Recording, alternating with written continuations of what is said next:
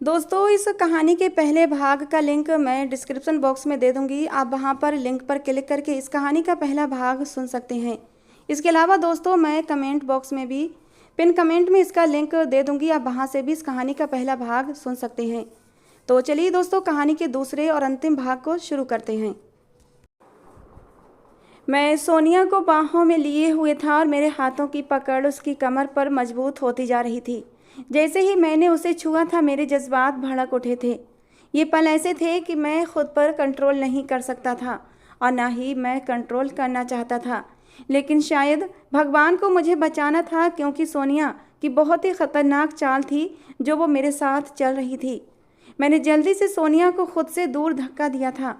मेरे दिमाग में बिजली कौंधी थी कि सोनिया मुझ पर इतनी मेहरबान कैसे हो सकती है। वो तो मुझसे इतनी नफरत करती थी, मुझसे इतनी घिन खाती थी कि मेरे हाथ की दी हुई चीज़ भी उसे लेना गवारा नहीं थी। फिर वो अपना आप मुझे कैसे सौंप सकती थी, कैसे मेरी बाहों में आ सकती थी। ज़रूर इसके पीछे कोई उसकी चाल थी। जैसे ही मैंने सोनिया को दूर झटका था, वो गहरी गहरी सांसें ले रही थी। उसकी आंखों में आंसू भर आए थे। कहने लगी, विपुल, तुम्हारे सीने में बिल्कुल भी दिल नहीं है। मैं बीमार हूँ, मुझे अजीब सी घुटन हो रही है और तुम मुझे खुद से दूर झटक रहे हो। मुझे तुम्हारी पनाहों की ज़रूरत है। मुझे अपनी पनाहों में समेट लो कि मेरे दिल की बेकरारियों को चैन आ जाए। ये कहते कहते सोनिया फिर से मेरी तरफ बढ़ी थी, लेकिन मैंने हाथ उठाकर उसे वहीं रोक दिया था। मैंने कहा, सोनिया, वहीं खड़ी रहो। अगर तुम बीमार हो तो तुम्हें मेरी पनाहों की नहीं बल्कि डॉक्टर की दवाओं की ज़रूरत है। मैं अभी डॉक्टर को फ़ोन करता हूँ या फिर बड़े साहब को बुलाकर लाता हूँ। ये कहकर मैं अभी गेट की तरफ पलटा ही था कि सोनिया मुझसे पहले ही गेट के पास आ चुकी थी और गेट के बीचों बीच खड़ी हुई थी। कहने लगी, तुम मुझे इस तरह छोड़कर नहीं जा सकते।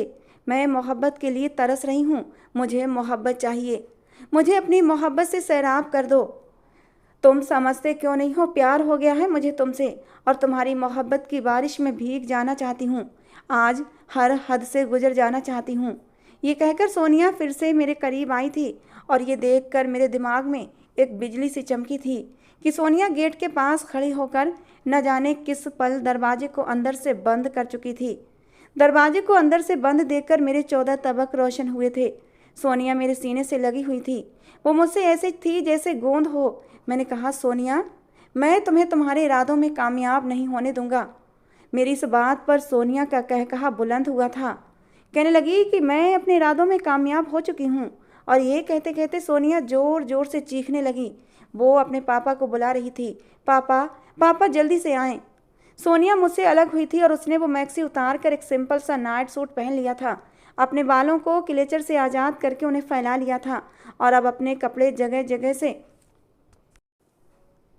मैं ये सब देखकर हक्का बक्का रह गया था। यानी कि मेरी छठे हिस्से ने मुझे पहले ही खबरदार किया था कि सोनिया कुछ गलत करने वाली है। उसके इरादे सही नहीं थे। लेकिन मैं एक मर्द था, मैंने अपने दिमाग की नहीं सुनी थी। एक मर्द था और मैं भावनाओं में बह गया था, अपने जज्बातों के हाथों मजबूर हो गया था। और इस गलती की सज़ा मुझे अब मिलने वाली थी, क्योंकि सारे सबूत मेरे खिलाफ थे। बंद कमरे में मैं और सोनिया अकेले थे। सोनिया की हालत ख़राब थी। उसने अपने बालों को बिखराकर अपनी हालत बहुत ख़राब कर ली थी और अब वो ज़ोर ज़ोर से चीख रही थी। उसने सब कुछ झूठ बोला था। मुझे फंसाने के लिए जाल बिछाया था उसने। ना ही उसकी तबीयत ख़राब थी और ना ही उसने अपने पापा को अपनी ख़राब तबीयत के बारे में कुछ बताया था। बताती भी तब ना जब उसकी तबीयत ख़राब होती। कुछ ही देर में दरवाजे पर खटखट होने लगी थी। दरवाजे पर खटखट की आवाज़ सुनकर सोनिया और भी ज़ोर ज़ोर से चीखने लगी थी। मैं तो हक्का बक्का खड़ा था। कुछ भी समझ नहीं आ रहा था कि अब आगे क्या होगा। सोनिया मेरे करीब आई और धीरे से बोली, मिस्टर विपुल, अब क्या होगा तुम्हारा? ये कहकर वो हंसने लगी और बोली कि औरत की सबसे बड़ी कमजोरी ही उसका सबसे मजबूत हथियार होता है और मर्द की सबसे बड़ी कमजोरी औरत ही होती है। अपने मालिक की खूबसूरत जवान बेटी के कमरे में तुम आधी रात को क्या कर रहे हो विपुल? अब बताओ, क्या जवाब दोगे तुम अपने बड़े साहब को? क्योंकि पापा बाहर खड़े हैं और मैं अब कुछ ही देर में दरवाज़ा खोलने वाली हूँ। और जब पापा मुझे इस हालत में तुम्हारे साथ देखेंगे तो उनको भी पता चल जाएगा कि तुमने मेरे साथ क्या किया है। हैरान तो मैं पहले ही रह गया था, लेकिन अब मुझे सोनिया पर गुस्सा आने लगा था। मैंने कहा, तुमने मेरे खिलाफ चाल चली है। तुम भी जानती हो कि मैं ऐसा नहीं हूँ। मैं तुम्हारी मदद करने के लिए आया था और मेरा भगवान मेरी मदद करेगा। उसने कहा कि अभी पता चल जाएगा। उसने रोते हुए आगे बढ़कर दरवाज़ा खोल दिया था। सामने ही बड़े साहब खड़े हुए थे। सोनिया की हालत जैसे ही देखी और मुझे सोनिया के कमरे में देखा, वो सब कुछ समझ गए थे। हैरत और गुस्से से मुझे देख रहे थे। मैंने आगे बढ़कर अपनी सफाई देनी चाहिए कि मालिक, मैंने कुछ भी नहीं किया है। सोनिया मेम साहब झूठ बोल रही हैं। सोनिया रोते हुए अपने बाप के गले लग गई थी कि पापा, इसने मुझे बर्बाद किया। मेरी तबीयत ख़राब थी। मैंने इसे कमरे में बुलाया कि मुझे डॉक्टर के पास लेकर चलो, लेकिन इसने मुझे नहीं छोड़ा। इसने मेरा फ़ायदा उठाया और मेरे ऊपर जुल्म किया है। मैं इसके आगे रोती रही, इससे विनती करती रही, लेकिन इसने मेरी एक न सुनी। इस पर तो पागलपन सवार था। बड़े साहब ने सोनिया को खुद से अलग किया और मेरे पास आए। मेरे मुंह पर एक जोरदार थप्पड़ मार दिया। कहने लगे, कमबख्त, मैंने तेरे ऊपर भरोसा किया था। जब मेरी बेटी ने कहा था कि तूने एक बार और उसकी इज्जत पर हाथ डालने की कोशिश की थी, उस समय उसने मुझे सबूत भी दिखाए थे, लेकिन मैंने उन तस्वीरों को झूठा करार दे दिया था क्योंकि मुझे उस समय तुझ पर भरोसा था। लेकिन मैं गलत था। झूठी मेरी बेटी नहीं थी, झूठा और मक्कार तो तू था। तेरी नीयत सोनिया पर पहले ही खराब थी और आज तू अपने गंदे इरादों में कामयाब भी हो गया, लेकिन मैं तुझे जिंदा नहीं छोड़ूंगा। ये कहकर बड़े साहब ने मुझे लातों और घूंसों से मारना शुरू कर दिया था। मैं रोता रहा कि मैं बेकसूर हूँ, मैंने ऐसा कुछ भी नहीं किया है, मेरा विश्वास करें। लेकिन वो विश्वास करते भी तो कैसे करते। सोनिया की हालत उनके सामने थी। मैंने पिटते पिटते आंसू भरी आंखों से सोनिया की तरफ देखा था। उसके चेहरे पर जीत भरी मुस्कान थी। अपनी जीत पर वो जश्न मना रही थी। बड़े साहब कहने लगे, मेरा जी तो चाहता है कि तुझे अभी और इसी वक्त पुलिस के हवाले कर दूं, लेकिन मैं अगर ऐसा करूंगा तो मेरी बेटी की बदनामी होगी और फिर तेरी माँ और तेरी बहनों का चेहरा याद करके भी मैं ऐसा नहीं कर सकता। अभी और इसी वक्त मेरे घर से निकल जा और दोबारा अपनी शक्ल भी मत दिखाना। ये कहकर बड़े साहब ने नौकरों से धक्के लगवाकर मुझे घर से बाहर निकलवा दिया था। मैं कुछ ना करके भी गुनहगार बन गया था। मेरे पास कोई सबूत नहीं था कि मैं खुद को बेगुनाह साबित करता। मैं सोनिया के बिछाए जाल में बुरी तरह फंस चुका था। बड़े साहब की नज़रों में गिर गया था। मैं वहीं घर से थोड़ी दूर बने चबूतरे पर जाकर बैठ गया था। मेरे होंठ फट गए थे और वहाँ से खून बह रहा था। दर्द से मेरा पूरा शरीर चूर था क्योंकि बड़े साहब के लात और घूंसे मेरे शरीर पर नील के निशान छोड़ गए थे। मैंने जैसे तैसे खुद को घसीटा और घर से थोड़ी दूर बने एक चबूतरे पर बैठा हुआ था। मुझे अब उस लड़की पर बेइंतहा नफरत और गुस्सा आ रहा था जो वार मेरी इज्जत पर उसने किया था, जो कीचड़ मेरे कैरेक्टर पर उसने उछाला था। मुझसे बर्दाश्त नहीं हो रहा था। मुझसे बर्दाश्त नहीं हो रहा था। नफरत इस कदर तेज थी कि मैं गुस्से से पागल हो उठा था। मुझे अब अच्छा और बुरा कुछ भी दिखाई नहीं दे रहा था। मेरे दिमाग में गुस्से के मारे आंधियां सी चल रही थीं और सिर्फ सोनिया से बदला लेने का ख्याल ही मेरे दिमाग में गूंज रहा था। मैं उसी वक्त उठा। सामने लगे सरकारी नल से मैंने हाथ मुंह धोया था। थोड़ा सा पानी पीकर गला तर किया था।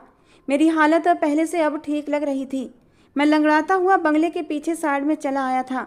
बंगले का एक गेट बंगले के पीछे की तरफ भी खुलता था। गेट इस समय खुला हुआ था क्योंकि मैंने ही खोला था। जब सोनिया ने मुझे फ़ोन करके बताया था कि उसकी तबीयत ख़राब है, जल्दी से आ जाओ, मुझे डॉक्टर के पास जाना है, तो उस वक्त घबराहट में मैंने गेट खोल दिया था और गाड़ी की चाबी साथ लेकर गया था कि सोनिया को जल्दी से गाड़ी में बिठाकर अस्पताल ले जाऊंगा। मैं बड़े ही आसानी से घर के अंदर दाखिल हो चुका था। शायद बड़े साहब अपने कमरे में जा चुके थे। मैंने सोनिया के कमरे की खिड़की से देखा, वो अंदर कमरे में ही थी और बड़े ही आराम से बेड पर लेटी कोई किताब पढ़ रही थी। मैंने उसके कमरे के दरवाजे को हल्का सा धक्का दिया था तो वो आसानी से खुलता चला गया था।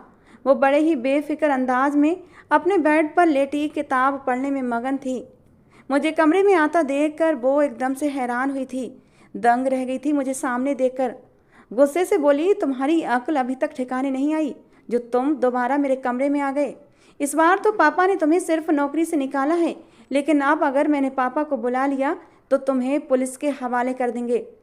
मैंने कहा, तो कर दें, मैं पुलिस के हवाले होना चाहता हूँ, लेकिन उससे पहले मैं तुम्हें भी नहीं छोड़ूंगा। क्या इल्ज़ाम लगाया था तुमने मुझ पर कि मैंने तुम्हारे साथ जुल्म किया है? तो आज वाकई मैं वो सब कुछ करने आया हूँ जिसका तुमने मुझ पर झूठा इल्ज़ाम लगाया था। मैं तुम्हें नहीं छोड़ूंगा ये कहते कहते मैंने दरवाज़ा बंद कर लिया था। मेरे आंखों में गुस्से और नफरत की चिंगारियां निकल रही थीं और ये सब कुछ देखकर सोनिया सच में डर गई थी। वो चीखना चाहती थी, इससे पहले ही मैंने आगे बढ़ के उसका मुंह बंद कर दिया था। अब वो मेरे कब्जे में थी, उसकी आंखों में आंसू थे, लेकिन मुझे अब उस पर दया नहीं आई थी। मैंने उसे बेड पर धक्का दिया और उसके करीब हो गया। मैंने कहा, सोनिया, तुम ही कहती थी ना कि मुझे अपनी पनाहों में ले लो। मुझे तुम्हारी मोहब्बत की ज़रूरत है। अभी कुछ देर पहले यही कहा था ना मुझसे कि तुम्हें मुझसे मोहब्बत हो गई है और तुम मेरी मोहब्बत की बारिश में भीगना चाहती हो। तो मैं तुम्हें अपनी मोहब्बत की बारिश में भिगोने ही तो आया हूँ। अब रो क्यों रही हो? आओ भीग जाओ मेरी मोहब्बत की बारिश में। और फिर थोड़ी देर में सोनिया से मेरा बदला पूरा हो चुका था। उसका रोना, गिड़गिड़ाना, सिसकियाँ, विनती करना मुझे कुछ भी सुनाई नहीं दिया था। मुझे दिखाई दे रहा था तो बस ये कि उसने मेरे साथ गलत किया था, मेरे पेट पर लात मारी थी, मुझे मेरी नौकरी से निकलवाया था, मुझे सबकी नज़रों में बेइज्जत किया था, मेरे कैरेक्टर पर कीचड़ उछाला था और आज मैंने वही सब सोनिया के साथ किया था जिसका उसने मुझ पर झूठा इल्ज़ाम लगाया था। वो अब बेड पर चादर में लिपटी सिसक रही थी। मैंने चुपचाप बाहर आ गया था, उसी रास्ते से जिस रास्ते से मैं अंदर गया था। उसी रात मैंने अपने गांव की बस पकड़ी और अपने गांव आ गया। मेरी माँ ने जब मुझे इस हालत में देखा तो परेशान हो उठी थी। कहने लगी, विपुल, तुझे क्या हुआ है? ये तेरी हालत किसने कर दी? मैंने अपनी माँ को तसल्ली दी थी। 2 हफ्ते बाद ही मेरी दूसरी बहन की शादी थी और मैं नौकरी छोड़कर वापस आकर घर बैठ गया था।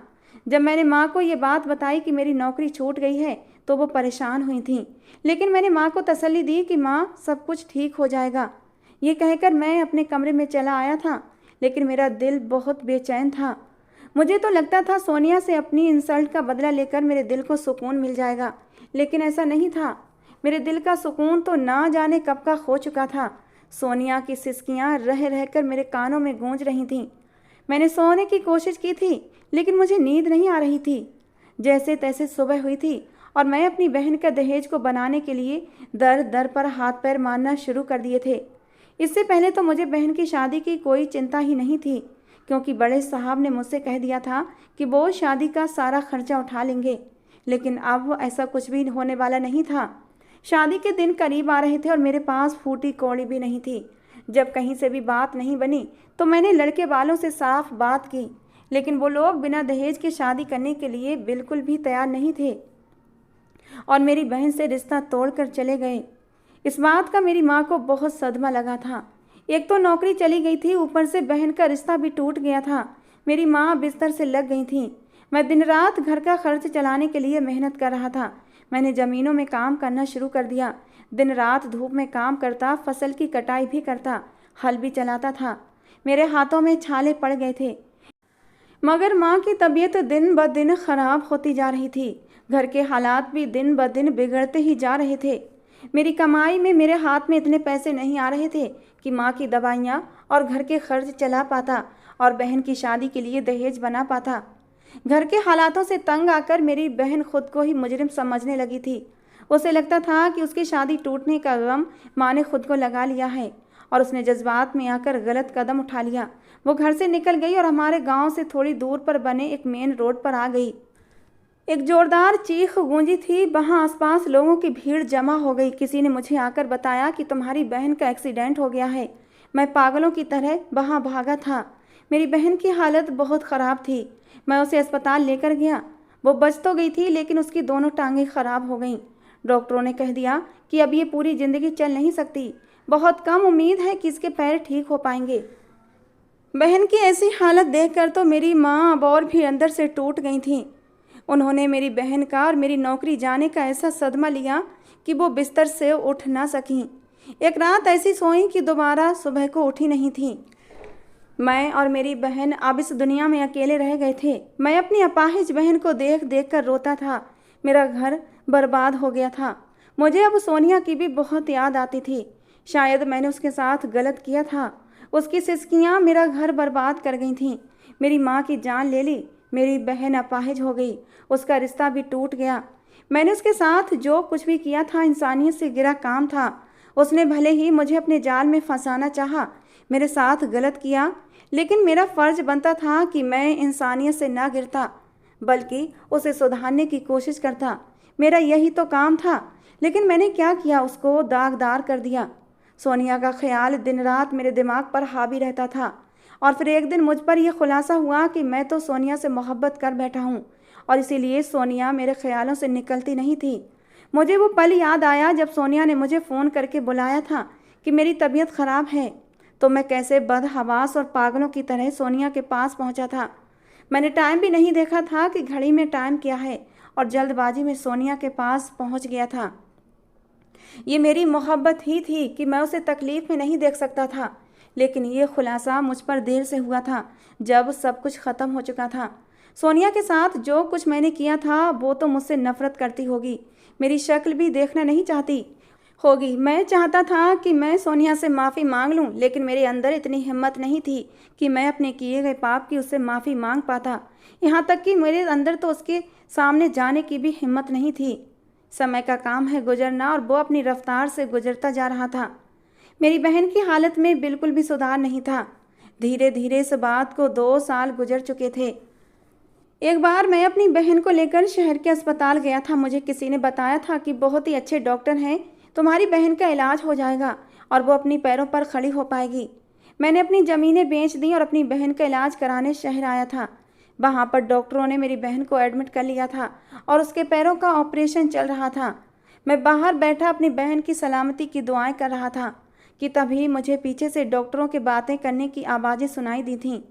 वो शायद किसी बच्चे के बारे में बात कर रहे थे कि बच्चे का ब्लड ग्रुप ओ है और बच्चे को ब्लड देने के लिए ब्लड हमारे हॉस्पिटल में अभी अवेलेबल नहीं है। अगर बच्चे को खून नहीं चढ़ाया गया तो बच्चा मर सकता है। मुझे एकदम से ही याद आया कि मेरा ब्लड ग्रुप भी तो ओ था। मैं उस बच्चे को ब्लड दे सकता था। अगर मेरे एक छोटे से कदम से किसी की जान बचती थी तो मैं ये पुण्य का काम करना चाहता था, क्योंकि मैंने अपनी ज़िंदगी में बहुत गलत किया था। हो सकता था कि किसी की जान बचाकर मुझे अपने पापों से पश्चाताप करने का मौका मिलता। मैं जल्दी से डॉक्टर के पास गया था। मैंने कहा कि मैं उस बच्चे को ब्लड देना चाहता हूँ, उसकी जान बचाना चाहता हूँ। आप मेरा ब्लड चेक करें, और अगर बच्चे से मैच हो जाता है तो प्लीज़ उस बच्चे को मेरा ब्लड चढ़ा दें। डॉक्टरों ने मुझसे पूछा, आप बच्चे के कौन हैं? मैंने कहा, मैं ये काम इंसानियत के नाते करना चाहता हूँ। बच्चे की हालत ख़राब थी। वो लोग तुरंत मुझे अंदर लेकर गए, मेरा ब्लड चेक किया। मेरा ब्लड मैच हो गया था, उसे चढ़ाया जा सकता था। तुरंत ही मुझे उस रूम में ले जाया गया जहाँ वो बच्चा इमरजेंसी वार्ड में एडमिट था। बड़ा ही मासूम सा प्यारा सा बच्चा था, यही कोई 1 साल का होगा। मुझे उस बच्चे पर ढेर सारा प्यार आ गया था। मेरा खून बच्चे को चढ़ा दिया गया और बच्चे की जान बचने के चांस पैदा हो गए थे। मेरे दिल को बहुत ही सुकून हुआ था। मेरे दिल से एक बहुत बड़ा बोझ सरक गया था। उधर डॉक्टरों ने भी खुशखबरी सुना दी कि तुम्हारी बहन के पैरों की कुछ नसें डैमेज हो गई थी, उन्हें निकाल दिया गया है और ऑपरेशन करके नई नसें डाल दी गई हैं। जल्दी ही तुम्हारी बहन अपने पैरों पर चलने लगेगी। मैं बहुत खुश हुआ था कि तभी एक नर्स ने मुझे बुलाया। कहने लगी, आपसे कोई मिलना चाहता है। जिस बच्चे को आपने खून दिया था उसकी माँ आपसे मिलकर आपका धन्यवाद करना चाहती है। मैं उस नर्स के साथ चला आया था, लेकिन सामने जिस लड़की को मैंने देखा था, मैं अगला सांस लेना भूल गया था। मेरे सामने कोई और नहीं बल्कि सोनिया खड़ी थी। पहले से काफ़ी बदल गई थी। पहले तो शॉर्ट कपड़ों में लापरवाह सी घूमती रहती थी, अब लाइट येलो कलर की साड़ी पहने हुए, बालों को क्लेचर में कैद किए हुए बहुत ही उदास सी लग रही थी। शायद रात भर सोई नहीं थी, आंखें सूजी हुई थीं। मुझे देखकर वो भी हैरत से आंखें फाड़े मुझे देख रही थी। वो कुछ भी नहीं बोल रही थी और ना ही मैं कुछ बोल रहा था। और फिर हिम्मत करके सोनिया ही आगे बढ़ी थी। कहने लगी, तुमने मेरे बच्चे को खून दिया है? मैंने सर हाँ में हिला दिया तो वो गुस्से और नफरत से फट पड़ी थी। मुझे धक्का दिया और कहने लगी, तुम्हारी हिम्मत भी कैसे हुई अपना गंदा खून मेरे बच्चे की रगों में डालने की? इससे तो अच्छा था कि मेरा बच्चा मर जाता, लेकिन तुम जैसे घटिया इंसान का खून उसकी रगों में जाना नहीं चाहिए था। तुमने मेरे बेटे को गंदा किया है। वो एकदम पागल सी हो गई थी, चीख रही थी और मुझे झंझोड़ रही थी। और फिर देखते ही देखते सोनिया बेहोश होकर मेरी बाहों में झूल गई थी। मैंने जल्दी से डॉक्टरों को बुलाया। मैं बाहर बैठा हुआ था, सोनिया अंदर कमरे में थी। डॉक्टर उसको चेक कर रहे थे। थोड़ी देर बाद डॉक्टर बाहर आए थे। कहने लगे पेशेंट को काफ़ी गहरा सदमा पहुंचा है, इसीलिए वो बेहोश हो गई हैं। थोड़ी देर में ही उन्हें होश आ जाएगा। मैं उठकर अंदर कमरे में चला आया था। सोनिया से नज़रें मिलाने की हिम्मत तो नहीं थी, लेकिन मैं उसके पास बैठ गया था और उसके होश में आने का इंतज़ार करने लगा, क्योंकि मैं उससे माफ़ी मांगना चाहता था। 1 घंटे के बाद ही सोनिया को होश आ गया था। होश में आने के बाद उसने मुझे जब अपने सामने देखा तो नफरत से अपना मुंह फेर लिया था। कहने लगी, क्यों आए हो मेरी ज़िंदगी में? मेरी ज़िंदगी को नर्क बनाकर भी तुम्हें चैन नहीं मिला, जो तुम अब दोबारा मेरी ज़िंदगी में चले आए। मैंने कहा, सोनिया, जो कुछ भी हुआ वो नफरत और बदले की आग में हुआ था, और तुमने भी मेरे साथ कुछ कम गलत नहीं किया था, और उसी का बदला लेने के लिए मैंने तुम्हारे साथ वो सब कुछ किया था। सोनिया की आंखों में अब आंसू बहने लगे थे, जिन्हें उसने बेदर्दी से साफ कर लिया था। कहने लगी, तुम तो मुझे उस रात बर्बाद करके चले गए थे, लेकिन अगली सुबह ही मेरे ऊपर भगवान ने भी कहर तोड़ दिया था। तुम्हें घर से निकालने के बाद पापा अपने कमरे में चले गए थे और मैं अपने कमरे में आ गई थी। जब तुम उस रात मुझे रोता हुआ कमरे में छोड़कर चले गए थे, मैं अपने कमरे में बैठी रो ही रही थी कि तभी मुझे बाहर से चीखने चिल्लाने की आवाज़ें आई थीं। घर के नौकर चीख चीख कर मुझे बुला रहे थे। मैं खुद को संभालते हुए बाहर गई तो मुझ पर एक और कयामत टूटी थी। मेरे पापा को हार्ट अटैक आया था और वो इस दुनिया से चले गए थे। ये सदमा मेरे लिए बहुत बड़ा सदमा था। मैं अपने ही बिछाए हुए जाल में फंस गई थी। मुझे तो लगा था कि पापा को पता लगेगा कि तुमने मेरे साथ जुल्म किया है तो वो तुम्हें नौकरी से निकाल देंगे, लेकिन मैं भूल गई थी कि बेटी की इज्जत पर आंच आ जाए तो बाप जीते जी मर जाता है, और यही मेरे साथ हुआ था। मेरे पापा ने इस सदमे को अपने दिल पर लगा लिया था। उन्होंने तुम्हें उस समय तो धक्के देकर घर से निकाल दिया था और खुद भी कमरे में चले गए थे, लेकिन वो ये बात बर्दाश्त नहीं कर पाए और इस सदमे में दुनिया से ही चले गए। मैंने बहुत ही मुश्किल से खुद को संभाला था। मैं पापा के बिना बिल्कुल अकेली रह गई थी। मेरा इस भरी दुनिया में कोई भी नहीं था। रातों को मैं चीखें मार मार कर उठ जाती थी। तुम्हारे साथ बिताए हुए पल मुझे तकलीफ देते थे। मैं उन पलों को याद नहीं करना चाहती थी, लेकिन रह रहकर वो पल मुझे याद आते थे। मैं पागल होने लगी थी, और तभी मुझ पर एक और कयामत टूटी थी, और वो ये कि मैं माँ बनने वाली थी। मैं तुम्हारे ही बच्चे की माँ बनने वाली थी, और मैं इस बच्चे को जन्म देना नहीं चाहती थी, मार देना चाहती थी इस पाप की निशानी को, और उसके लिए मैंने खुद को भी जान से मारने की कोशिश की। लेकिन हमारी पुरानी वफादार नौकरानी, जिन्होंने मुझे बचपन से पाल पोस कर बड़ा किया था, सरला आंटी ने मुझे बचा लिया। मुझे समझाया कि इस तरह खुद को नुकसान पहुंचाकर तुम्हें कुछ भी नहीं मिलने वाला, और इस सब में इस मासूम बच्चे का क्या दोष है जो अभी इस दुनिया में भी नहीं आया। सरला आंटी अब मेरा ध्यान रखने लगी थीं। धीरे धीरे मैं इस बच्चे को खुद में महसूस करने लगी थी। पता नहीं क्यों, लेकिन मुझे अपने शरीर में पलते इस बच्चे से मोहब्बत होने लगी थी, और मैं अब उसका ख्याल रखने लगी थी। टाइम पर दवाइयाँ लेती, टाइम पर डॉक्टर के पास चेकअप के लिए भी जाती। 3 महीने हो गए थे मेरी प्रेगनेंसी को, जब एक दिन सरला आंटी ने कहा कि बेटा, तुम ऐसे बिना नाम के बच्चे को जन्म कैसे दोगी? जब कोई इस बच्चे के बाप का नाम पूछेगा तो तुम क्या बताओगी? मेरी मानो तो शादी कर लो। मेरा एक जानने वाला है, अच्छा लड़का है, बस कमी ये है कि वो गरीब है। मगर सोनिया बेटा, मेरा विश्वास करो, तुम्हें बहुत ही अच्छे से रखेगा, तुम्हारे बच्चे को भी अपना नाम देगा। मैंने उस दिन नैतिक से मिली थी तो वाकई वो बहुत अच्छा लड़का था। बहुत ही प्यार से वो मेरे साथ पेश आया था और मेरे बच्चे को अपनाने की बात भी की थी। मैं इस रिश्ते के लिए मान गई थी। यूँ मेरी शादी नैतिक के साथ हो गई। नैतिक मेरा बहुत ध्यान रखता था और इस बच्चे के लिए ऐसे खुश होता जैसे उसका अपना बच्चा हो।